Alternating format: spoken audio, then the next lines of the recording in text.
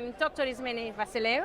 I'm a director for the East Midlands Cybersecurity Cluster and associate professor at the Montfort University in Leicester.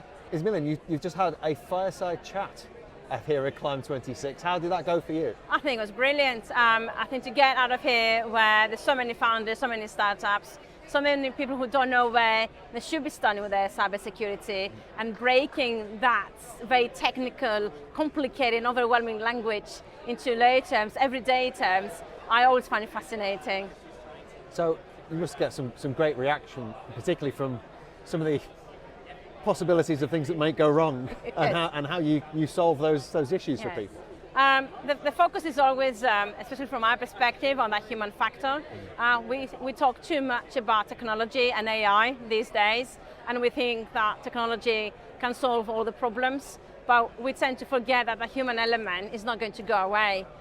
So the chat we had just now and the work we're trying to push, especially from the classes perspective, it's about those everyday things that can happen that can cause a cyber attack within our organization.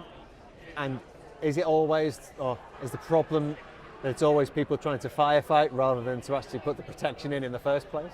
It's a combination of things. I think sometimes is the myth that the person in the IT department is responsible for it, and we forget that all of us, any of us, is responsible and should be having the appropriate training about it, because we're picking up phone calls, we're replying to messages, emails.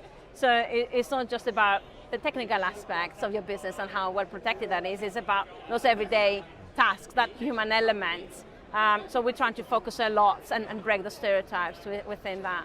Because this has to be a fast-moving industry to deal with, because Absolutely. There's always someone one step ahead, and Absolutely. How difficult do you find that in the work that you do? Because I imagine your job is never over.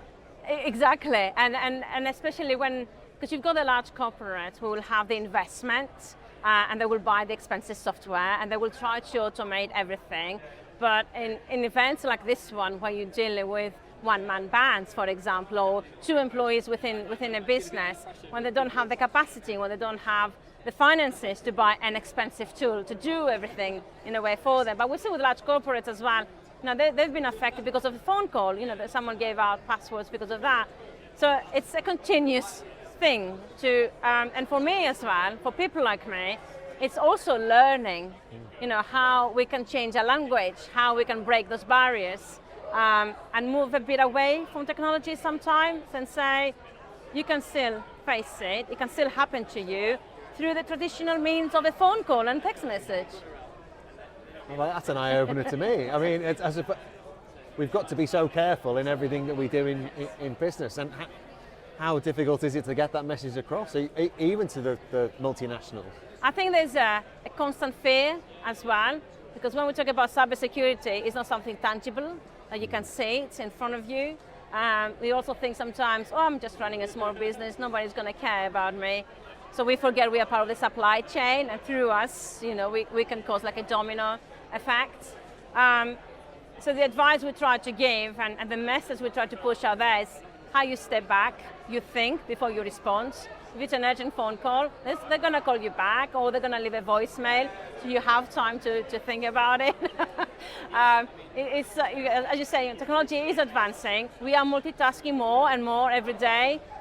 We all have a personal life in the background running. The school might call you because your child had an accident while you're in the middle of a Teams call or something.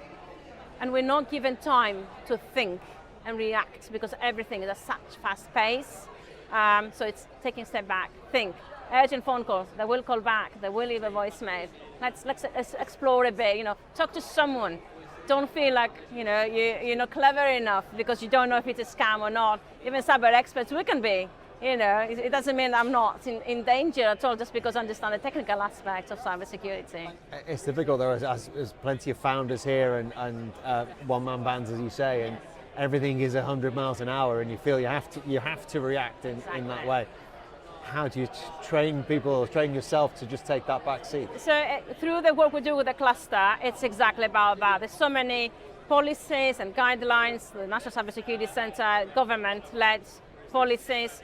We break all that down into lay terms, and we try to focus on that business individually and help them develop their strategy and remain cyber secure. And yes, there's a lot at national level, but there's a lot happening within the regions that we can support those founders, those one-man bands, off the ground, and develop their strategy going forward. And how important are events such as this to get that message across? I think it's absolutely crucial. I mean, everybody's walking around with a mobile phone in their hands, and I'm pretty sure everybody's doing emails whilst they're walking or posting on, on LinkedIn, So cybersecurity is more than just, I bought a software, it's going to solve all our problems. It's that ongoing discussions in the collective, as a group, finding your peers where you can, you can put it out there and understand the threats that you're facing today, but maybe in the future as well. And the human element is not going to go away. Fascinating. Thanks for talking to us. Glad you enjoyed the talk, the fireside talk, and enjoy the rest of Climb26. Thank you.